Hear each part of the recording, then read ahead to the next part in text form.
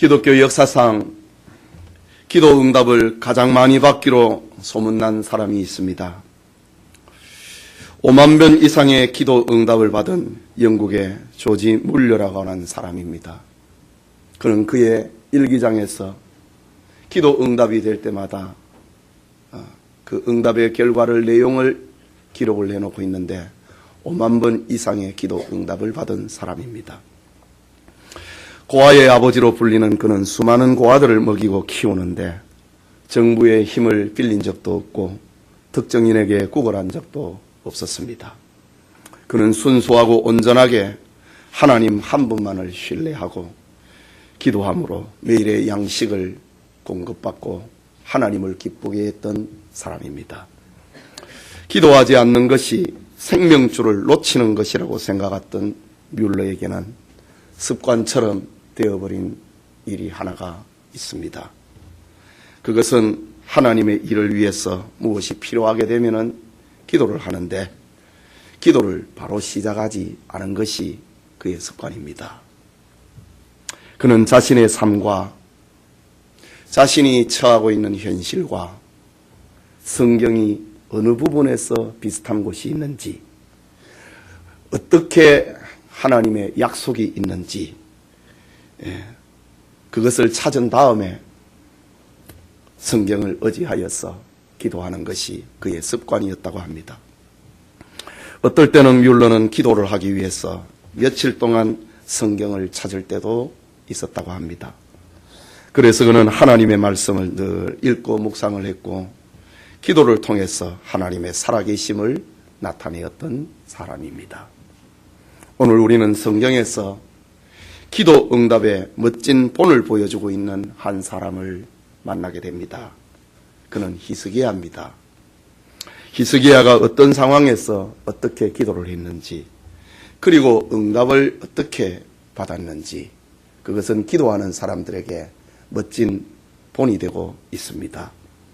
주일 이 아침에 기도하는 히스기야라는 제목으로 하나님의 말씀 받고자 합니다.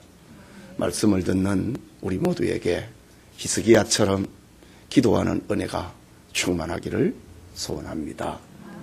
첫째로 죽음에 이르는 병을 가진 중년의 히스기야를 봅니다. 히스기야는 25살에 부왕 아하스의 뒤를 이어서 유다의 13번째 왕으로 등극합니다. 그는 이전의 왕들과는 달리 여호와 신앙의 회복을 자신이 왕이 된 통치 원리로 삼았습니다. 그는 파괴된 성전을 수리하였고 레위인을 세워서 제사대도를 회복했습니다. 그는 우상숭배의 근원이 되고 있는 산당을 모두 제거해버리고 주상을 깨뜨리고 아세라 목상을 깨버렸습니다. 또 모세가 광야에서 만들었던 놋뱀을, 그 역사적 가치가 있는 그 롯뱀을 이스라엘 자손들이 우상처럼 섬기자 그것까지도 부수어서 가루로 만들어버렸던 사람입니다. 그는 일대 종교개혁을 단행했습니다. 히스기야는 여호와 하나님을 의지했습니다. 하나님께서는 그와 함께 계셨고 그가 어디를 가든지 형통한 자가 되었다고 18장 7절에는 기록합니다. 유다는 히스기야의 종교개혁의 그 성과로 혼란했던 전국은 안정을 찾게 됩니다. 하지만 히스기야가 유다 왕이 된 지 제위 14년에 북왕국 이스라엘을 멸망을 시켰던 아수르 제국의 사네립 왕이 20만 대군을 이끌고 유다를 공격하고 예루살렘을 포위하는 상황이 벌어졌습니다. 이때의 히스기야는 아수르의 대군을 막을 군사력을 갖지를 못했습니다. 히스기야는 외교적인 방법으로 전란을 수술해 보려고 했습니다. 하지만 아수르는 히스기야에게 외교적인 방법을 걷어차버리고 사신을 보내어서 하나님의 이름을 조롱하고 항복을 권유했습니다. 히스기야는 원통했습니다. 그러나 아수르 대군을 막을 힘도 지혜도 능력도 없었습니다. 이때 히스기야는 신하를 이사야 선지자에게 보내어서 기도를 요청을 하고 자신은 아수르 왕의 항복 요구 문서를 들고 성전으로 올라갔습니다. 그는 왕복을 찢어버리고 슬픔의 표시로 굵은 베옷을 입었습니다. 성전에서 아수르 왕의 편지를 펼쳐놓고 이방인의 손에서 하나님의 나라를 구원해달라고 하나님 앞에 기도했습니다. 하나님께서는 그날 밤에 히스기야의 기도를 들으시고 천사를 보내어서 아수르의 대군을 모조리 죽여버렸습니다. 이런 일이 벌어지자 아수르의 왕 사네립은 잔병들을 이끌고 고국으로 돌아가게 됩니다. 고국으로 돌아가는 길에 나라에 정변이 일어났다고 하는 소문을 듣게 됩니다. 아니나 다를까 사네립은 자신의 고국 니누에 들어가서 자기가 섬기는 신당에서 기도하는데 정적들에 의해서 칼에 맞아 죽습니다. 히스기야의 기도는 하나님의 이름이 조롱당하고 하나님의 나라가 짓밟히고 있는 이 나라를 구원해달라고 했던 히스기야의 기도는 이렇게 응답되었습니다. 이제 나라가 큰 환란에서 다시 안정을 찾을 즈음입니다. 오늘 본문 1절입니다. 그때에 나라가 안정을 찾고 태평성대를 구가하는 그때에 히스기야가 병들어 죽게 되매 아모스의 아들 선지자 이사야가 그에게 나와서 그에게 이르되 여호와의 말씀이 너는 집을 정리하라. 네가 죽고 살지 못하리라 하셨나이다. 라는 엄청난 소리를 듣게 됩니다. 이때 히스기야가 왕이 된 지 14년째입니다.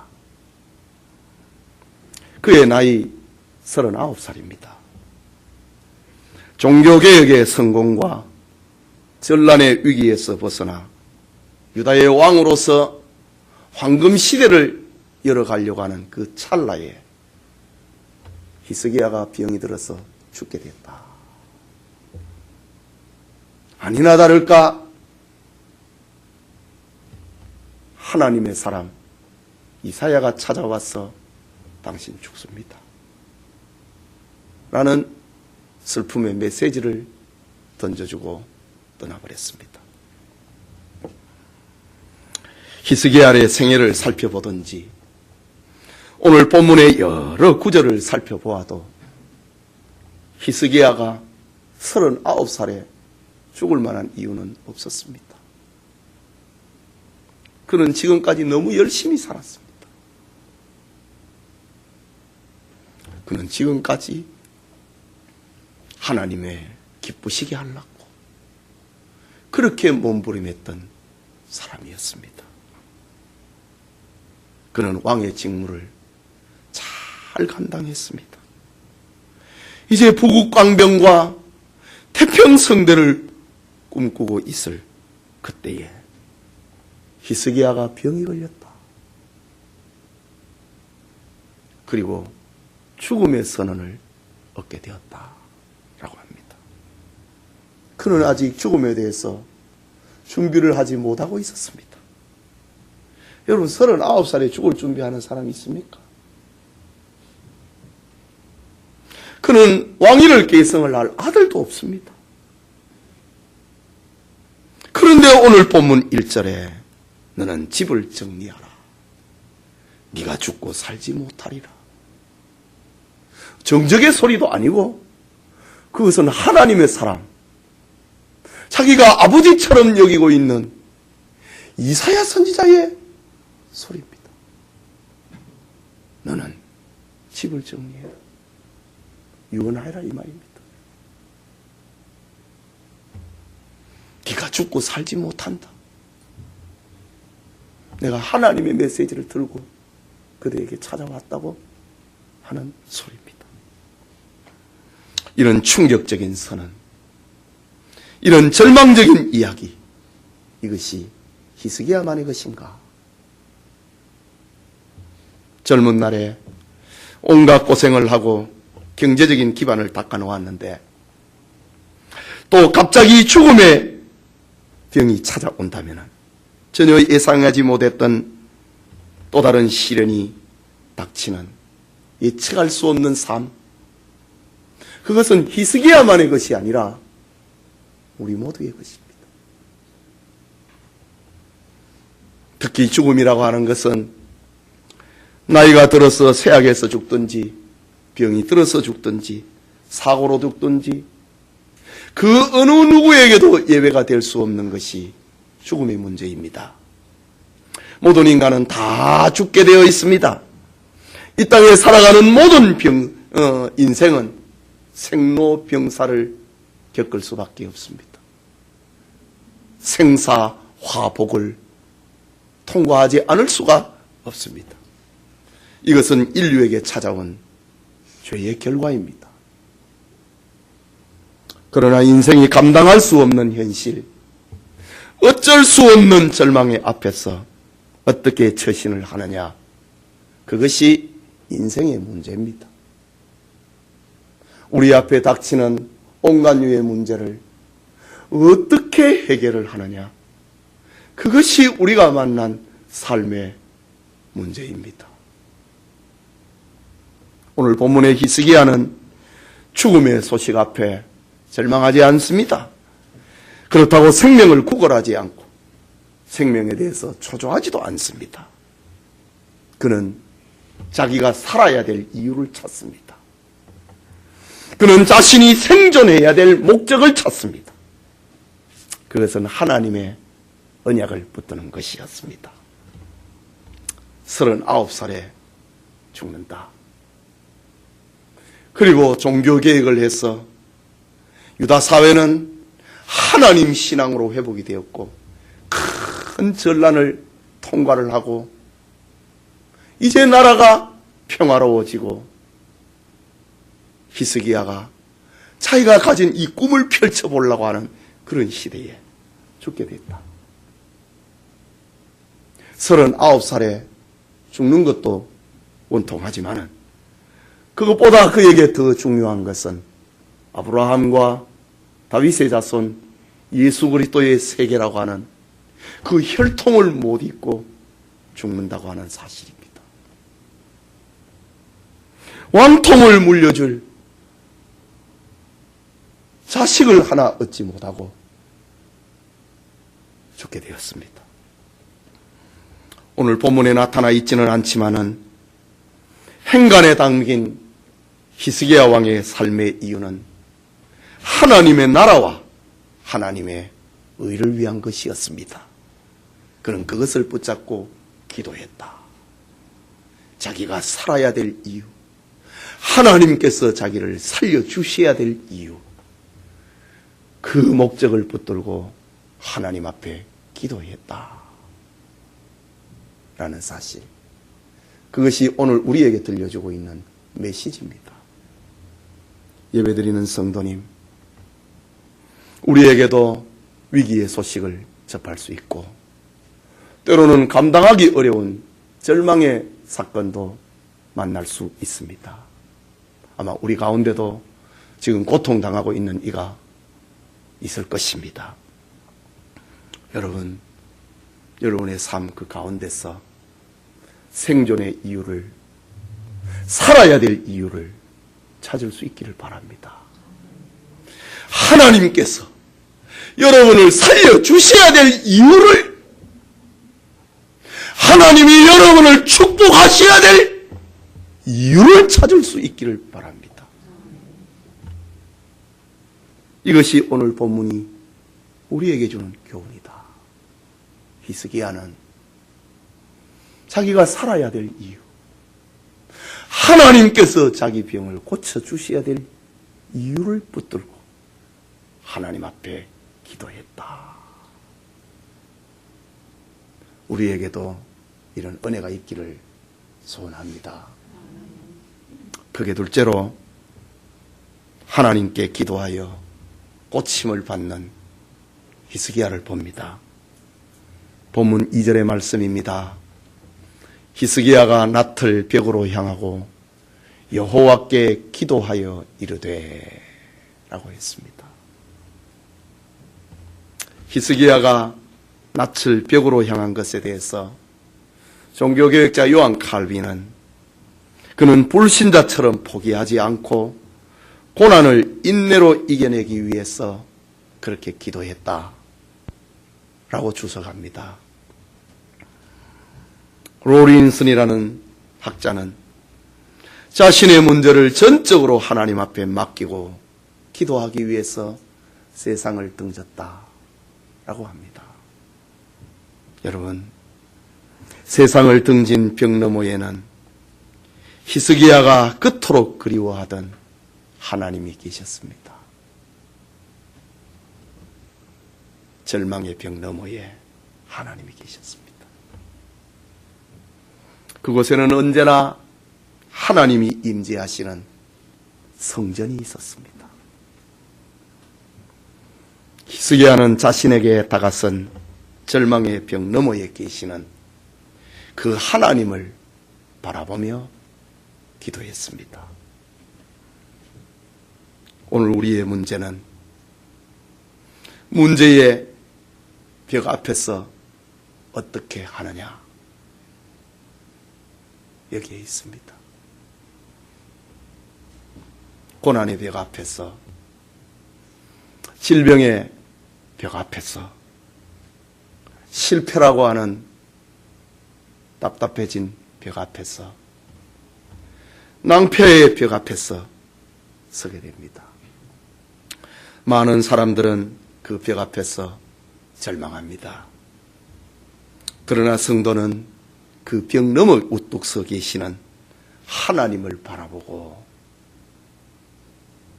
그 하나님께 기도해야 됩니다. 이것이 성도의 삶입니다. 할 수 있거니니 무슨 말이냐? 믿는 자에게는 능치 못함이 없느니라. 그분을 믿는 것이 우리 그리스도인입니다. 야곱을 보십시오. 야복 강가에서 원한에 맺힌 형 에서가 400명의 군사를 거느리고 달려오고 있다는 비보를 들었습니다. 야곱은 죽음의 벽 앞에 강을 건널 수가 없었습니다. 그는 간절히 하나님 앞에 기도합니다. 그의 환덕뼈가 부러질 만큼 씨름하면서 기도합니다. 당신이 나를 축복하지 아니하시면 나는 그들을 보낼 수가 없습니다. 야곱은 천사와 씨름하며 기도했습니다. 네 이름이 무엇이냐? 야곱입니다. 발꿈치를 잡는, 속이고 속히는 그런 인생입니다. 네 이름을 다시는 야곱이라 부르지 말고 이스라엘이라 불러라. 하나님과 씨름하는 사람이다. 하나님과 씨름하여 이긴 사람이다. 야곱은 그 이름을 얻고 죽음의 절벽을 건너갔던 것입니다. 주님은 십자가의 벽 앞에서 땀방울이 핏방울이 되도록 기도했습니다. 인성을 가지신 주님은 할 수만 있으면 이 잔을 내게서 옮겨달라고 아버지께 기도했습니다. 그러나 내 뜻대로 말고 아버지의 뜻대로 되기를 원한다고 했습니다. 주님의 감람선 기슭의 기도는 십자가의 스디 쓴 잔을 마실 수 있게 하셨습니다. 우리의 죄를 위해서, 우리의 연약함 때문에, 우리 인생이 만난 절벽들 때문에 주님이 대신 죽으셨습니다.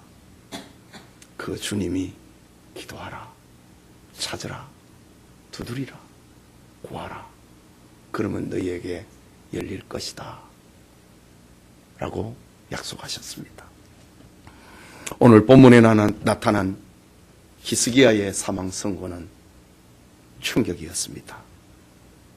그것은 자신의 힘으로서는 벗어날 수도 탈출할 수도 없는 절망의 벽이었습니다. 이때 히스기야는 하나님 앞에 기도했다.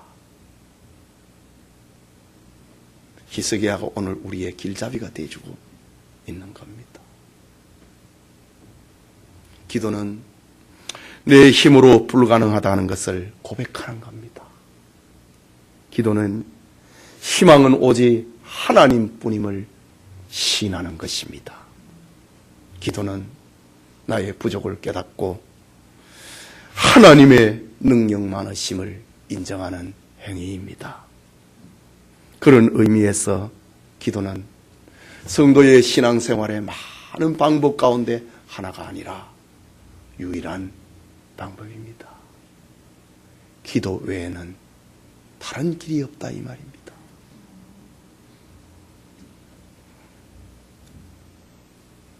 우리의 신앙 고백은 기도를 통해서 나타나야 됩니다. 그렇기 때문에 기도하지 않는 것은 죄입니다. 기도하지 않는 것은 신앙이 없는 겁니다. 그래서 사무엘은 기도하기를 쉬는 죄를 범하지 않게 해달라고 기도했습니다. 여러분은 지금 기도를 통해서 하나님을 고백하고 있습니까? 생명줄과 같은 기도가 여러분에게 있습니까? 기도가 멈추지 않기를, 그 생명의 줄이 끊어지지 않기를 소원합니다. 여러분, 우리의 이 몸속에는 얼마나 많은 혈관이 흐르고 있습니까? 그 생명줄입니다. 막히면 죽습니다. 막히면 불구가 됩니다. 우리의 몸에 대해서는 우리가 얼마나 민감합니까? 우리의 영혼에 대해서 그 생명줄이 끊어지지 않기를 위해서 몸부림하는 사무엘과 같은 몸부림, 오늘 성경의 히스기야와 같은 몸부림이 우리에게 있기를 소원합니다. 계속되는 히스기야의 기도를 봅니다. 3절입니다. 여호와여 구하오니 내가 진실과 전심으로 주 앞에 행하며 주께서 보시기에 선하게 행한 것을 기억하옵소서 하고 히스기야가 심히 통곡하더라 라고 합니다. 히스기야의 기도는 자신이 하나님을 어떻게 섬겼고 어떻게 믿었는가를 토해놓고 있는 기도입니다. 그는 지난날 진실과 전심으로 하나님 앞에서 살았다고 그것을 내놓고 있습니다. 주님 보시기에 선한 일을 추구하면서 살았다는 그 기도입니다.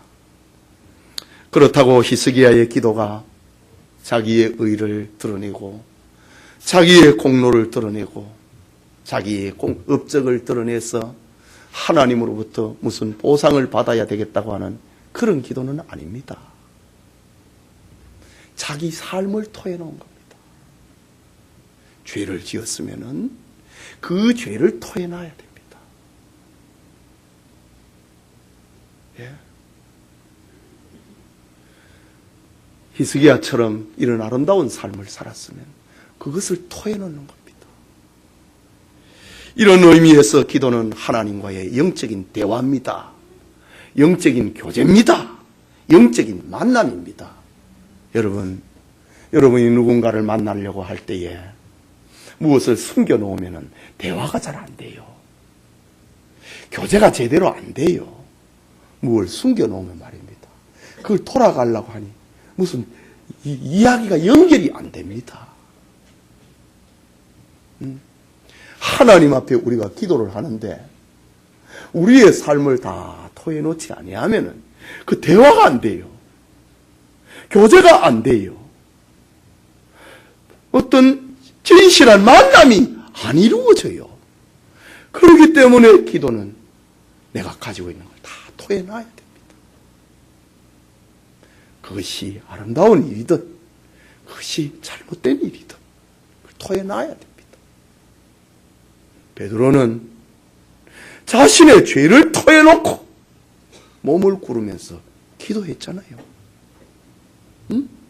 예수님을 3번이나 부인하고 저주한 그것을 내놓고 통곡을 하면서 기도를 했다고요. 오늘 히스기야는 내가 하나님 앞에서 이렇게 살았습니다. 내 삶을 토해놓습니다. 히스기야는 하나님 앞에 통곡했습니다. 이유는 앞서 말씀드린 것처럼 그에게는 왕위를 계승할 아들이 없었기 때문입니다. 하나님의 뜻을 이루지 못하고 죽는 자기 인생을 하나님 앞에 내놓고 통곡하며 기도했습니다. 그런 히스기야의 기도에 마음을 담은 눈물이 있는 히스기야의 기도에 하나님의 응답이 찾아왔습니다. 본문 5절과 6절의 말씀인데 같이 읽겠습니다. 너는 돌아가서 내 백성의 주권자 히스기야에게 이르기를 왕의 조상 다윗의 하나님 여호와의 말씀이 내가 네 기도를 들었고 내 눈물을 보았노라. 내가 너를 낫게 하리니 네가 3일 만에 여호와의 성전에 올라가겠고 내가 내 날에 15년을 더할 것이며 내가 너와 이 성을 아수르 왕의 손에서 구원하고 내가 나를 위하고 또 내 종 다윗을 위함으로 이 성을 보호하리라 하셨다 하라 하셨더라. 내가 네 기도를 들었고 내가 네 눈물을 보았다. 내가 내 이름을 위하고 6절에 내가 내 이름을 위하고 또 다윗을 위하여 내 종 다윗을 위함으로 이 성을 보호하리라. 지금 이게 무슨 말입니까? 하나님께서 또 나를 위하고 내 종 다윗을 위하여서 이 성을 지키겠다. 하나님은 다윗에게 약속했습니다. 네 후손 가운데 왕통이 끊어지지 않게 하고 실로가 오시기까지, 그리스도가 오시기까지, 메시아가 출현할 때까지 너 혈통이 끊어지지 않게 하겠다. 약속을 했습니다.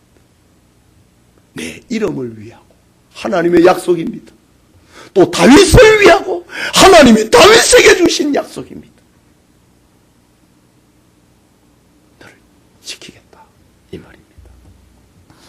히스기야는 죽음이란 절망의 사건 앞에 통곡의 기도, 눈물의 기도, 이유가 있는 기도, 목적이 있는 기도를 했습니다.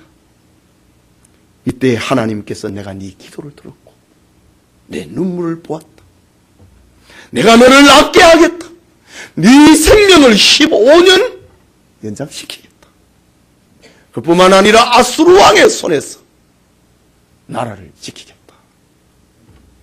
당시에 아수르는 세계를 제패하는 나라였습니다.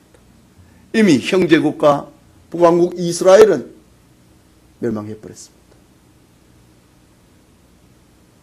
너 아수르 겁내지 마라. 기쁜 소식입니다. 치료의 소식입니다. 구원의 소식입니다. 거기에다가 나라의 안전에 대한 소식입니다. 히스기야의 기도를, 통곡의 기도를, 눈물의 기도를 하나님은 이렇게 들으셨습니다. 역사상 성경 어디매에 이렇게 울부짖는 이의 기도를 듣지 않으신 적이 있었는가? 하나님이 말입니다. 오늘의 사람들은 울어야 될 자리에는 울지 아니하고 울지 말아야 될 자리에는 얼마나 잘 우는지 모릅니다.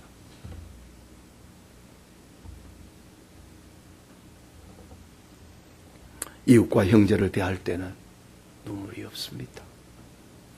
남의 허물을 볼 때 눈물이 없습니다. 이유가 무엇입니까? 우리의 기도에 눈물이 없기 때문입니다. 눈물이 없기 때문에 그 형편을 보고도 눈물이 안 나오는 거예요. 우리의 기도에 전적으로 우리의 마음과 우리의 목적을 담지 않았기 때문에 눈물이 없는 거예요. 초대교회에 사막의 수도사로 불리는 판보라고 하는 사람이 있었습니다. 그가 어느 날 사막을 떠나서 알렉산드리아라고 하는 도시로 갈 일이 있었습니다. 알렉산드리아에 갔을 때 판보는 길거리에서 술을 마시며 춤을 추며 사람들을 즐겁게 해주는 장면을 보자 판보는 그만 울어버렸습니다. 함께 가는 이들이 수도사 판보에게 왜 우느냐고 물었습니다. 그때 판보는 말하기를 나는 두 가지 이유 때문에 운다네. 하나는 저 여인의 영혼 때문에 울고 얼마나 사람을 위해서 기도를 했으면 그 장면을 보고 나는 두 가지 이유 때문에 운다네. 하나는 저 여인 때문에 울고 또 하나는 저 여인은 악한 사람들을 즐겁게 해주기 위해서 돈을 벌기 위해 악인들을 즐겁게 하기 위해서 저렇게도 애를 쓰는데 나는 선하신 하나님을 즐겁게 해드리지 못하니 그것 때문에 온다네 라고 했습니다.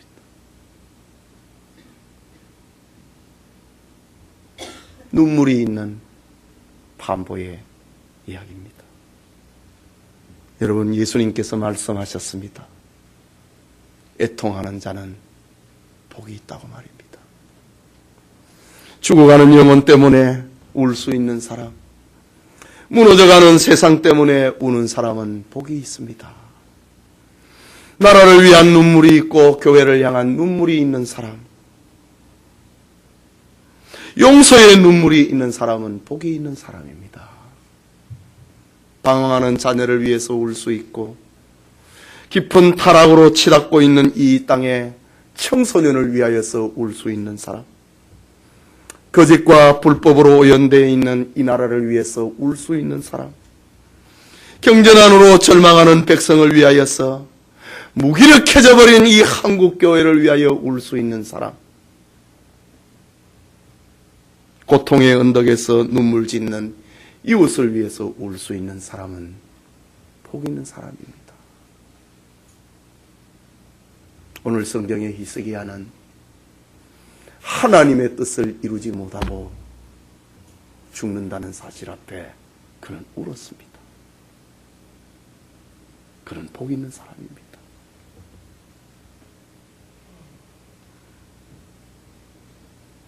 눈물이 있는 사람은 그리스도의 심장을 가진 사람입니다. 예배드리는 성도 여러분, 히스기야는 그의 나이 39살인데 갑작스럽고 쓸쓸하고 사늘한 죽음이 찾아왔습니다. 그는 아직 죽음을 준비하지 않았습니다. 그래서 그는 울어버렸습니다. 눈물로 기도했습니다.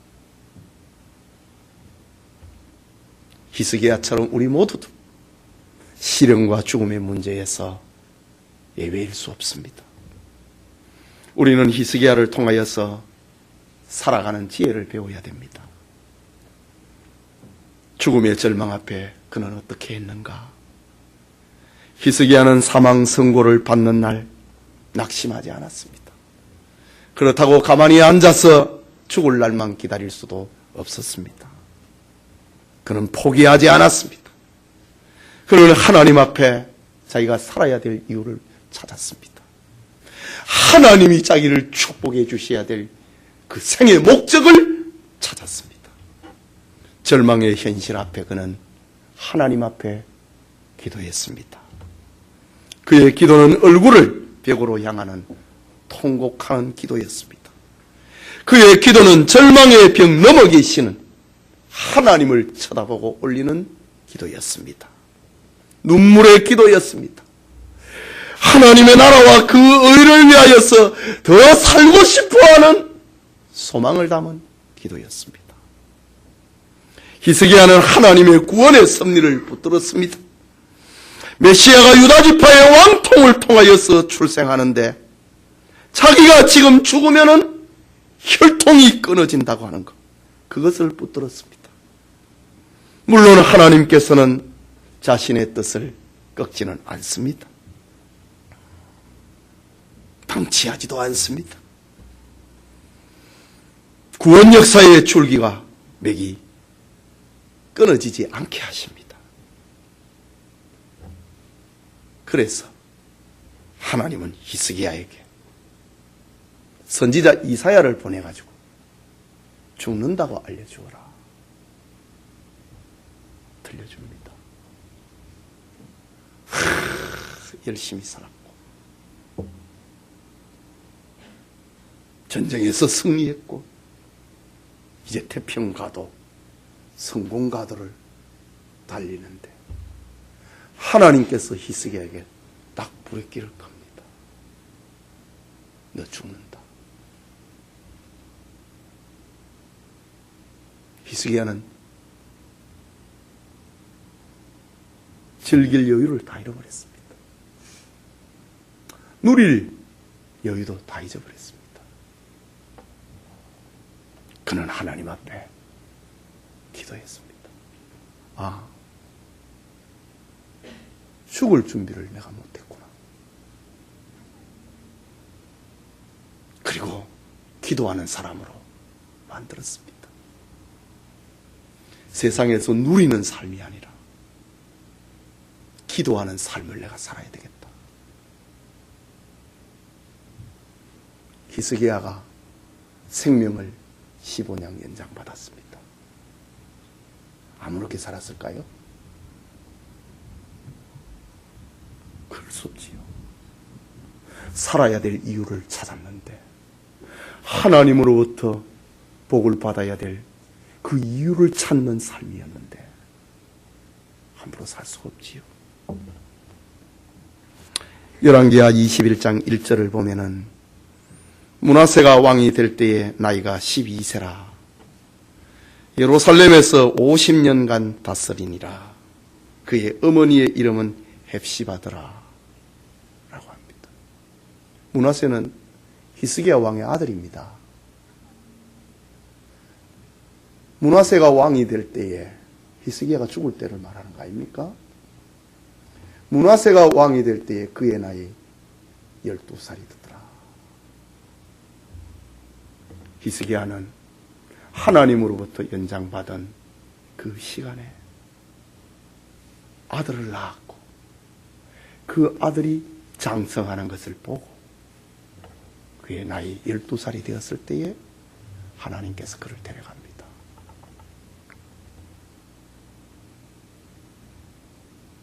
아브라함과 다윗의 자손 예수 그리스도의 세계를 만들어가는 것을 보고 자기 사명을 다 끝내고 죽습니다.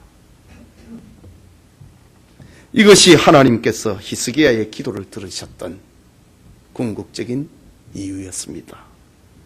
성도님, 지금도 하나님께서는 우리를 통하여서 종말 시대에 자신의 구원 계획을 펼쳐가고 계십니다. 하나님의 계획이 이루어지기 전에는 하나님의 사람들은 죽을 수가 없습니다.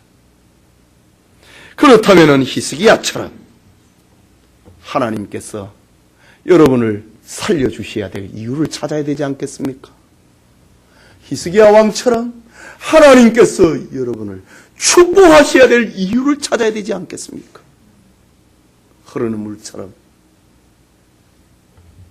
그냥 지나가 버리고 마는 거 너무 아까운 세월 아닙니까? 내가 이 땅을 살았는데 하나님 앞에 기록의 가치는 아무것도 없는 그런 삶을 살아서 되겠습니까? 하나님의 나라를 위하여서, 주님의 교회를 위하여서 기록의 가치가 있는 삶을 살아야 되지 않겠습니까? 그것이 생존의 이유요, 그것이 하나님이 우리를 축복해 하셔야 될 이유입니다. 하나님께서 여러분을 치료하시고 하나님이 여러분을 번성하게 하시고 하나님이 여러분을 축복하실 이유와 목적을 찾았다면 히스기야처럼 눈물의 기도, 통곡의 기도가 있기를 소원합니다. 온 마음을 싣는 그런 기도가 있기를 소원합니다.